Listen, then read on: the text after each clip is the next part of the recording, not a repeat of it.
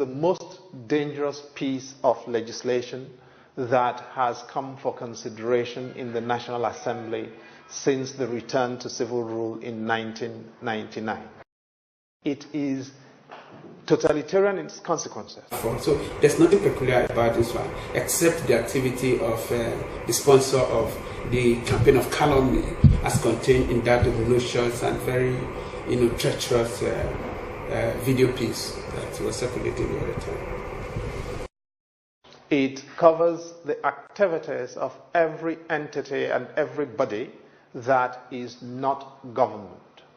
And it affects churches, mosques, schools, universities, hospitals, everything. Before you can raise funds in your church and your mosque, you have to get Abuja's permission. After you've raised the money, you have to return them to Abuja for Abuja to tell you what to do with them. And when you've done that, only Abuja can help you to do your audits. Some CSO and NGO operators have decided to popularize the bill by way of lying about it. For instance, an individual took it upon himself to tell the world that this is the worst bill ever and that it is against religious organizations.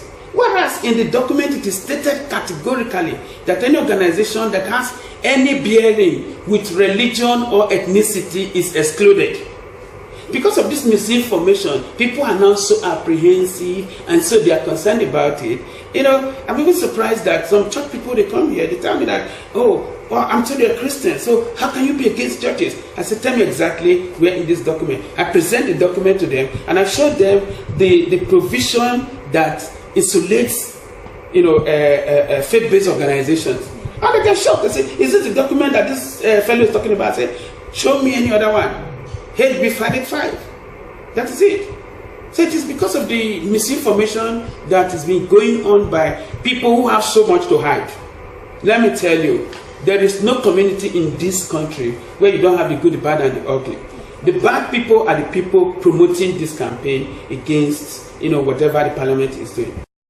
Nobody can operate anything without clearance from Abuja. It's worse than a totalitarian piece of legislation. This means that there will be no voice of criticism for government. Nobody can tell government anything. What this body proposes to do, what government is proposing with this bill, is that after it has been passed, everybody organizing in Nigeria under any form, students, All Students Association, Reverend Sisters in convents, Reverend Fathers and pastors, wherever they may be, imams, alfas, and everybody, you will have to apply to Abuja for them to register you to operate. The bill is not particular about any NGO. The bill is about setting the standards, the templates, for coordinating activities. The bill is trying to harmonize the process of registration and then, self-regulation and all of that. The objectives, as clearly indicated by the drafter of the bill, are meant to ensure transparency. These are the things that are already happening in other commissions that are similar to the one that is being proposed by that bill.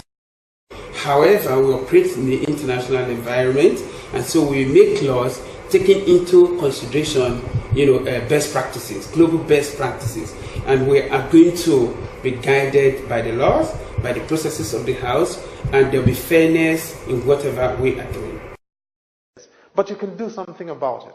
This does not have to be law. This will not be law if you agree that as the citizen, you are the boss. There is no desperation of any kind.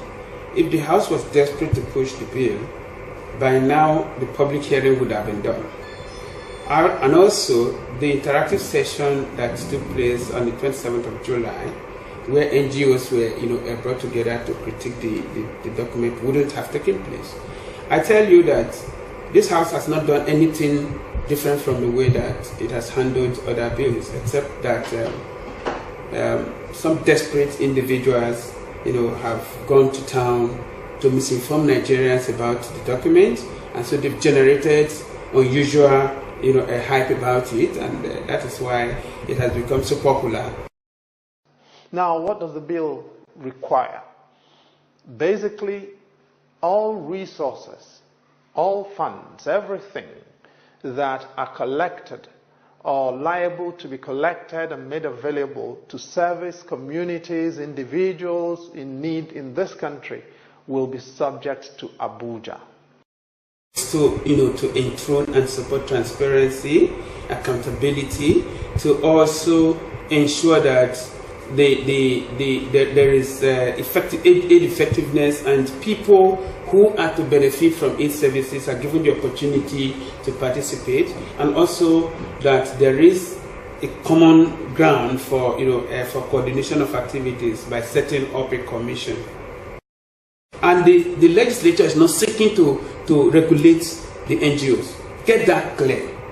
Even the sponsor of the campaign of calumny knows the truth, even if he's hiding that. This bill has nothing to do with the legislative arm having any supervisory oversight over NGOs or controlling any NGO. The job of the legislature is to give legitimacy to organizations like the one we're talking about through lawmaking processes by setting up, a regulatory organization. Yes.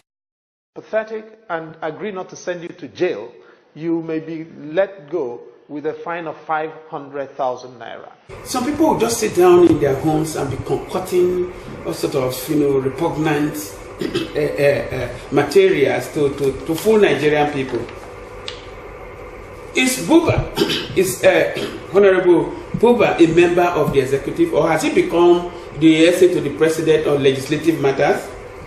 The same set of people said that this document was plagiarized, that it was copied completely from Sierra Leone. Okay, is the executive from Sierra Leone? I don't know what people are talking about, honestly. I think we need to be more careful. I think we need to present ourselves more matured before the public than some people are trying to do about this bill.